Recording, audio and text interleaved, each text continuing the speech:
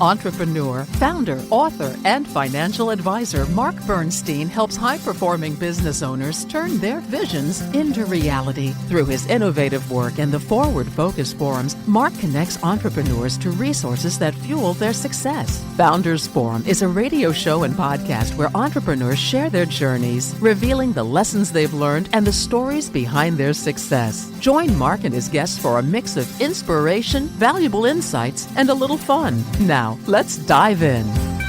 Good morning, America. How are you? Hey, it is sunny in Philadelphia today, as our guest was asking about. It's a beautiful, clear day here. But I do have to tell you, I don't want to blow any myths, but it's not always sunny in Philadelphia. In fact, I think we're going to have a rainy, cool Thanksgiving. But welcome to the show today. We have our guest, Jim. We're going to introduce him formally in a minute. And Chris Patino is here, who we did his show live on the radio a few minutes ago. And I've asked him to stay on because he's a very interesting young man with an interesting story. And he's thinking about doing his own podcast. So I said, why don't you sit in and help me co-host this one? So good morning, Chris. Good morning, Jim. Good morning. Good morning. Good morning.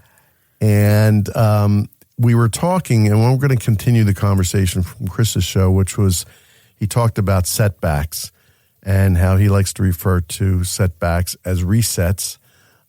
Chris, quick comment on that, and I want to ask Jim his experience with those kind of things. Yeah, 1,000%. Yeah, for me, it's more so a embodiment of language, right? So whether you decide to look at it as a setback and like, oh God, I have to start over again, or a reset, I get to start fresh from where I'm at today. I think that's kind of the differentiator for me, versus a reset and a setback. Same meaning, different thing. So you look at a setback as actually a positive thing. It's like a failure is actually a lesson. Correct. Got it.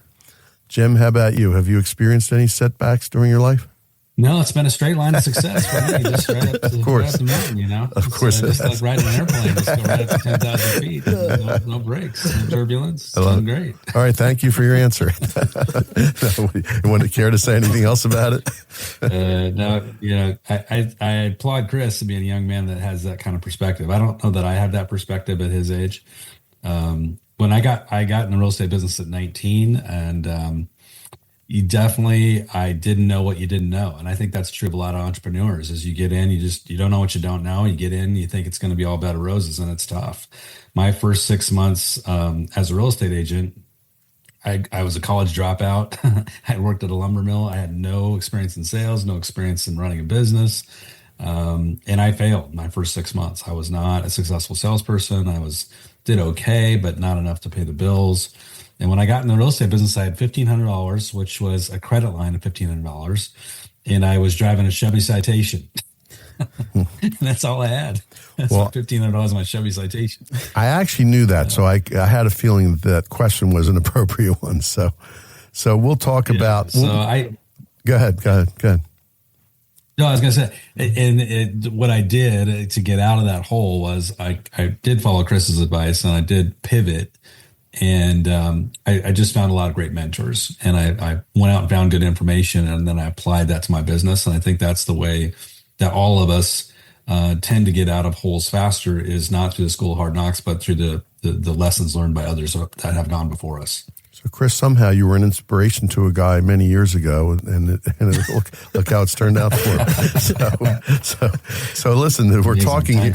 We're speaking here with Jim Remley, ALHS, ABR, brokerage coach specializing in experienced agent recruiting.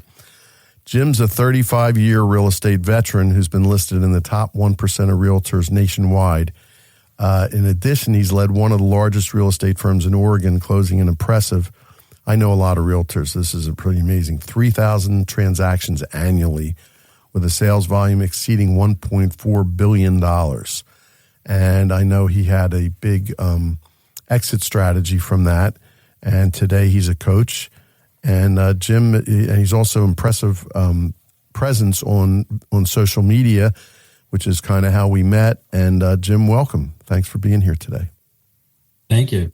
It's my honor to be here with you today. So let's complete that story. So here you were, a failure after 6 months, driving a citation. What happened from there? Well, I started to say, okay, either I'm going to go back in the lumber mill, Right, and start my graveyard shift back, or I'm going to figure this out. So I attended every live seminar I could. Back then there wasn't podcasts, so I didn't have the pleasure of that. Read every book that I could get my hands on, and I started really interviewing the top agents on my market and asking them what they were doing. Because, everybody puts their pants on one leg at a time, and I knew if they could do it, I could do it. I just needed to figure out exactly what they were doing and model that behavior. And I think what happens with a lot of young people, or just any entrepreneur, doesn't matter, young, not in age, but in depth of the business, any business, is that you look for a secret bullet and you look for a magic wand and you look for some secret path to success and you say, I'm going to shortcut this situation. right. And the reality is there's no shortcuts. It's all fundamentals. Yeah. And once you understand that it's fundamental building blocks and you're going to have to go out there and grind and work, but understanding what that work needs to be and what the grind needs to be, that's the key. Once you figure that out and you start grinding, you'll crush it, because most people in today's age are not willing to work. They're not willing to put the hours in. By the way, when I asked you that question, I was just thinking, I've talked to a lot of realtors, and many of them follow the principles presented by Gary Keller Williams.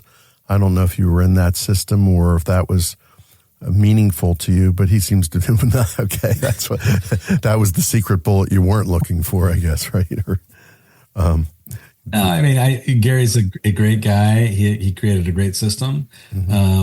But I think, real estate, like all sales, is built on relationships. And right. When you build your business from a relational standpoint and not a transactional standpoint, I think that's when you win. Isn't that true of any business? I'm in the financial services business, and it's all relationships as well. Yet most of my industry is transactional, and most of them operate transactionally. Doesn't mean they don't have relationships, but without getting really into it, that what we do is a planning process where we really get to know people and really understand what their wants and needs are over time, and the relationships are built, and our retention rate is probably an average of 25, 30 years for clients or more, whereas that's not the way most of the industry operates, in my view of it. It's kind of interesting, and I suppose it's the same in real estate and other industries as well, that it's the exception to the rule, rather than the rule. Yeah, we just had a study come out from the National Association of Realtors that shows 70% of all sellers and almost the same for buyers find their agent from a referral or repeat business. And then about 84% of our clients will refer business and do business with us again. And most people only interview one agent. So everybody's always kind of scrambling to find the new client when most of their clients are within what we call in our industry, their own spheres of influence. All you got to do is dig into that sphere and leverage those relationships. Not to mention the attrition rate, which I know it's something you're a student of in the real estate, because yes. My first house that I bought that wasn't directly from a builder was a guy who he went to my high school. We had people in common, really nice guy. And I hadn't seen him for many years, and I ran into him in an inter-club golf tournament. And I asked him how his career went after that. He said that was my first and last transaction. And I thought he was a pretty talented guy. But that taught me my first lesson about attrition in real estate. So you build a great practice, and eventually we'll talk about that. So obviously it wasn't a straight line. It wasn't the smoothest ride. What secrets did you find? And I know it's the things you probably work with your clients today, to have a successful career in sales in real estate. Well, I think to have a successful career, the number one, you define your unique selling proposition, because otherwise you're just a commodity, right? And so in every market in America, there's way more real estate agents than there needs to be. So there's, just in my little tiny market, there's 2,000 agents, but if you go to Phoenix, there's 40,000 agents. Most of the major cities have tens of thousands of agents. So you have to define what it is that makes you different, what makes you unique in your market. And I think if you ask most agents, tell me 5 things that make you unique, they can't answer that question. Thus, you have the 87% attrition rate. So in the first 2 years, 87% of agents don't make it. The reason they don't make it is because they don't define their own value proposition. So you got to first say, what makes me better? What makes me unique? That's step one. Yep. Wow. And just to kind of expand on that, that kind of goes back to the sphere of influence, right? With you being in the center. I think I understand most of it. I'm not really well versed, but is that right? Like you're at the center of that, and then your audience grows from there. Yeah, I mean, we all have a funnel, right? So our funnel is our sales funnel, whether we realize it or not. Right. It starts with awareness, people aware of your product. Then people maybe in that funnel say, you know what, maybe I'm interested in doing some business, some real estate businesses at some point, so they have some interest. Then it gets down to, well, I want you to give me a presentation, and then they decide they want to hire you or refer to you. The reason why most realtors fail is because they don't have enough people coming to the top of the funnel that get to the bottom of the funnel, right? And so what we always say in real estate is your success is a direct result of what I call Q2. It's the quality and quantity of the people in your database, your relationship database, people that know you. So you got to be continually expanding that so you get more people coming through your funnel. I'll give you two quick stats around that really quickly. Yeah. The Columbia University tells us that we all know 290 people. That's the average American knows 290 people. It's kind of hard to think that, but we do. Look at your social media feed, you'll find 290 people. And 11% of the population is moving every year. So that comes from the United States Postal Service. So if you say that every single person you know knows 290 other people, and 11% of those people are going to be moving, that's 33 people that every single person knows. You know, I know, everybody else knows. That's going to be moving that could be referred into you as a realtor. Oh, wow. So you have this massive opportunity. You just got to tap it. So that's what we do is we train people how to tap that opportunity. That's fascinating. That is fascinating. So you said, number one, define your unique value proposition. Number two is Q2. What other strategies did you find that worked for you? Well, then you definitely have to leverage technology. I mean, in today's world, if you don't leverage technology, you're dead in the water. And I will say that, you know, everybody talks about leveraging technology, but you got to ask yourself, what does that mean to you personally? Like, what are you doing with technology? How are you in deploying technology? And you don't want to be on the bleeding edge. You want to be on the cutting edge. I'll tell you a quick 3-minute story about me and technology. When I got in early 90s, I had this idea that I wanted to do a different kind of marketing in my market. So I said, I need to get a record of every single homeowner, property owner in my market. And so I went to the county and I said, you have this like on floppy disks back then? And they're like, no, it's all on microfiche, literal old style microfiche machines, right? I'm like, oh, that's not going to work. That's not going to be very easy. So I bought this 356 computer. It cost me $3,000 in $1990. And I set this up with an assistant and I bought a microfiche machine and she hand transferred 68,000 records from the microfiche over to a DOS version of Excel. Wow. And then we were able to create mailing lists and begin mailing. And so in our county, we're the first ones to actually own a computerized database of our county records, even before the county had it. So we absolutely crushed it with that technology back then. But there are so many levels of technology today with AI and everything that's happening. Realtors and every business owner has to look at this from a kind of a global landscape and say, I want to use that and that and that. Don't get lost in the weeds. Pick 2 or 3 and deploy and use it and be the best at it, and you'll crush. Can I share you a funny story about my technology real early on? Sure. In the financial services business, I was really good at getting referrals. In the first year, they had me because I had this. And I've talked about it in one of these shows that I had a part-time job in college selling cookware, and you started with no people, and you went to the local 7-Eleven and you hung out and you met somebody, and they referred you to someone else, and we sold to working women out of high school. And we would get them to pull out their yearbooks, and we get all the referrals that would last all summer in the summer program I was in. So I was good at that, but I felt like I needed to broaden my base. So I bought one of these auto dialers that they used to have that made phone calls for you, that and it was amazing to me that I actually did business from it. I had a couple clients that I had for like 30 years, but ultimately there were regulations that came out about it, and it got very difficult. And it wasn't really the market that I wanted to hit. That was the thing. It was the people that were answering these things weren't really my ideal market. But just to show you how much technology has evolved from today, to social media and to podcasts and all the other things you can do is really crazy. So technology is ever changing, right? course, the next thing is AI. Are you looking at that for uses in real estate? I'm sure you are. But oh yeah, there's I could give you 100 use cases that we're deploying right now. I mean, AI is absolutely transforming real estate. I use it every single day, and a lot of my students do as well. There's so many uses for it. Yeah, we're starting to do that as well. With that, actually, believe it or not, we're already halfway through our show, so I think we'll take a quick break. But what I want to talk to you about a little more is your consulting business and your future vision for that right after the break. So we are going to take a break, and we'll be right back with our guest, Jim Remley. At Heart and Paw, we believe your pet's wellness goes beyond veterinary care. Thoughtfully designed and digitally enabled, Heart and Paw delivers high-quality, low-stress veterinary care, dog daycare, and pet grooming. We know that your pets are family and that the best care starts with trust between pets, their people, and our care team. Founded by Dr. George Melillo, Heart and Paw's approach to veterinary medicine revolves around preventative care. Whether your pet needs a vaccine, an x-ray, or just a fun day at daycare, we're ready to give them whatever they need to lead their happiest, healthiest life. With 28 locations across 10 states, Heart and Paw is here for you whenever you need a partner in your pet's care. Visit heartandpaw.com or download our app to find a location near you where we'll treat you and your pet the way you deserve to be treated, like family.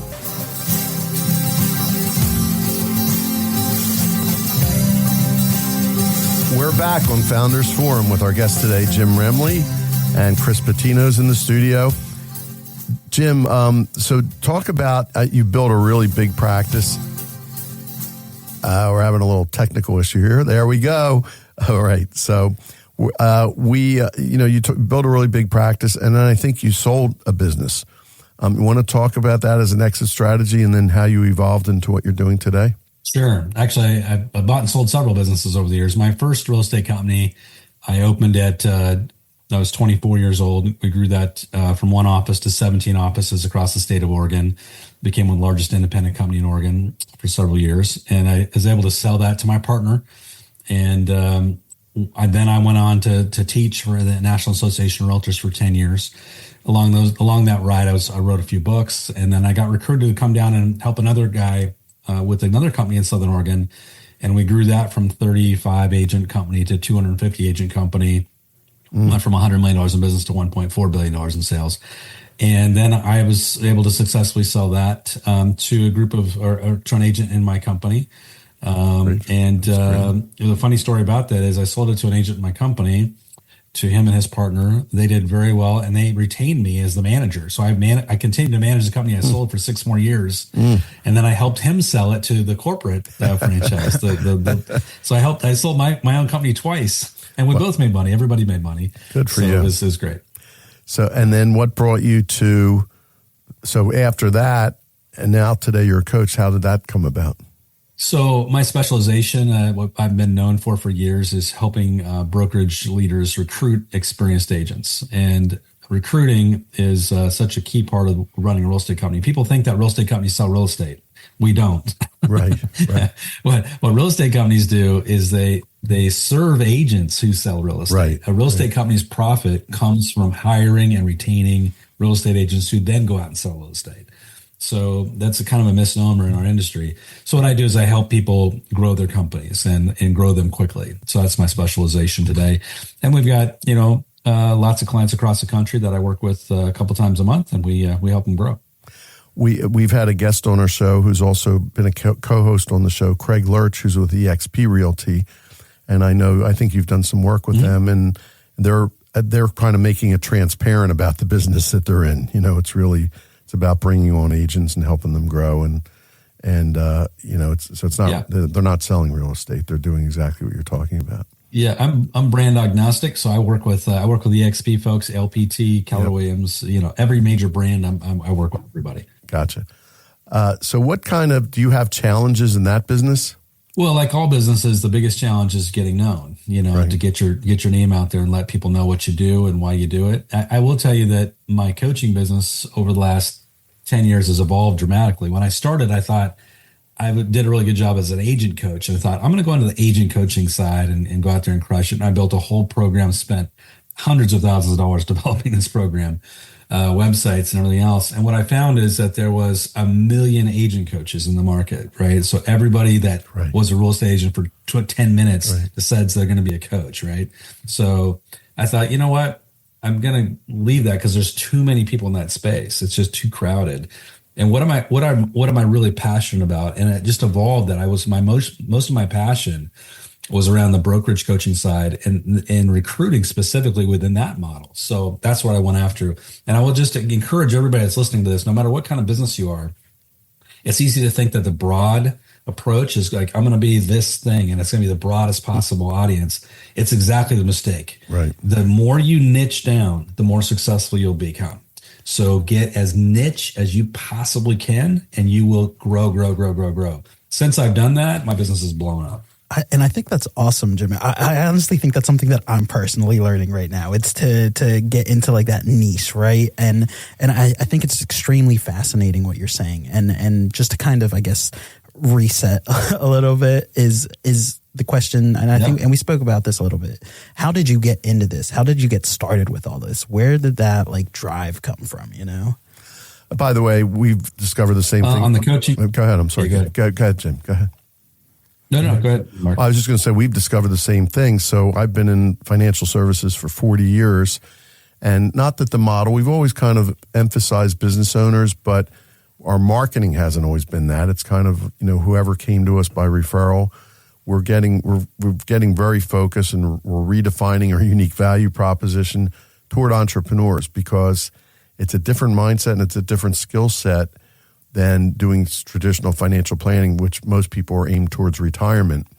We were talking earlier, entrepreneurs often, and you're a great example of it, don't retire.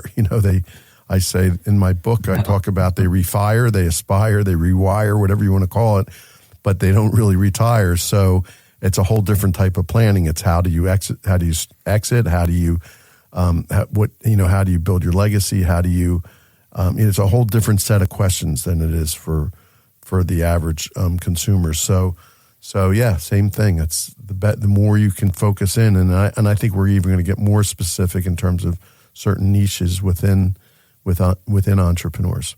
But Jim, your thoughts on that? To answer your question, Chris, I think for me personally, people tend to try to go to where the money is, and I think that's a mistake. I'm like a magnet going towards the money. You can't do that, and that will take you down a road that you don't want to go down. You got to go through the passion. So, and where organically it's taking you. The reason I got into brokerage coaching, and I'm still doing agent coaching, by the way, but the reason I'm now more focused on the brokerage coaching is because I was interviewed on podcasts just like this one, and we just started having conversations, and brokers organically reached out to me and said, what you're saying is really resonating with me. I want you to coach me personally. Wow. And it all just kind of happened. And then 1 led to 2, led to 10, led to 20, led to 50, and then I just rewired my business completely around it. Last January, actually, I completely rebuilt my business model around it. And I just started focusing 1,000% on that. And then the business just took off. So go where your passion is, what you really, truly enjoy, where work, it doesn't feel like work. It just feels like you're doing something fun. Yeah. And that's where you're going to really take off. Jim, I know you're a future-looking guy. I mean, you could have retired a couple of times already, I'm sure, and you're not doing that. So you're staying engaged. What does your future vision look like? If we're sitting here talking a year from now, what would have to happen in your business and or your life that would make you feel like that was a successful year in your journey? A friend of mine told me years ago, and it was something that I have just reflected on almost daily, but definitely weekly, and that is you can't trade time for money. And so we get trapped in trading time for money, and then you're in trouble because this is what the normal person does, right? You go to work, and in exchange for work, you get paid an hourly wage, but there's no growth in that. And in order for you to grow and scale to the income levels you deserve to be making, you got to find a way to not trade time for money. So for me, I'm building out a couple different courses right now, and I'm really passionate about building these courses, all focused on brokerage coaching, and working with a few other people that are like-minded. I'm helping them build out some courses too that will all be a part of our kind of overall umbrella under my company, eReal Estate Coach. So that's where for me, when I sell a course, I can scale that. because I don't have to be sitting there with somebody individually. They can take my course whenever it's convenient for them. So that's what I'm going to be passionate about for 2025. That's what I'm all about, getting these courses launched and really start to grow and start to reach a larger audience that way. I was going to, as soon as you started, it sounded like scaling to me, and we're looking at the same thing in our business as well. I think you have to, and more and more you realize how important time is, and you don't want to trade it for money. So good lesson early on, Chris, for you. That's as well. right. So. Yeah, for sure. No, I appreciate it. It's definitely something I'm going through as well right now. Like, scaling is definitely also in my purview, and I think hearing things like this from you guys, it's extremely valuable, and I appreciate it. Jim, I know you're. That being said, Chris, we put a lot of time in the beginning. Yeah, right. Don't get it wrong. Right. Don't get it twisted. And it takes a lot of time to learn that, to really learn it too. So that's the other aspect of it. Jim, I know you're a voracious reader. What are you currently reading? Actually, it's funny you say that, because I got 4 books on my pallet right here in front of me. Oh, you're like me. Yeah. I can't read just one book at a time. I get bored reading just one book. Yeah. So I got The Upstream Model, which is written by a friend of mine. I was just on his podcast, Justin Stoddart. So if you, nice. Justin's a great guy based in Portland, Oregon. The Upstream Model is a great book for any entrepreneur, but definitely for realtors. Really, really good book. I think it'd be great for you, Chris, for sure. Oh, Little plug for Justin. Brene Brown's The Gift of Imperfection. Great book. And then Grit by Angela Duckworth. Great book. Oh, 3 good books. Nice. Very good. Do you have a favorite book, or one that a go-to book? Favorite book of all time? I'm a big fan of Anthony Robbins. Changed my life at 16. So any of his books are great. Awaken the Giant Within would probably be my number one choice there. Yeah. So if you haven't read that book or listened to his, the recorded audio version, I'd highly recommend it. Definitely for a poor kid growing up with nothing, it definitely changed my life. So I'd recommend it. I'll just recommend one book to you guys if you haven't. I may have mentioned to you earlier, Chris, but I've been plugging it on the show a little bit. Not many people have heard about it yet. It's called Don't Believe Everything You Think by Joseph Nguyen, spelled Nguyen, I believe. And it's little, it's really easy. You have to read it several times to really absorb it, but or I did at least.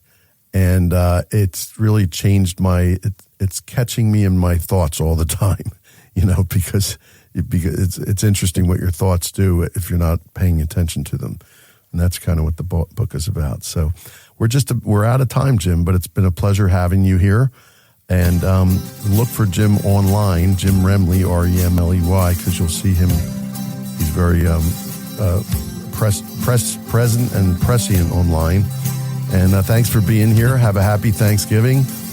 And thank you all for listening to Founders Forum, and we'll talk to you next week. We hope you enjoyed your time with Founders Forum and that you found value to take with you throughout your day. Join us again next week for another episode of Founders Forum on WXKB 1039 HD2.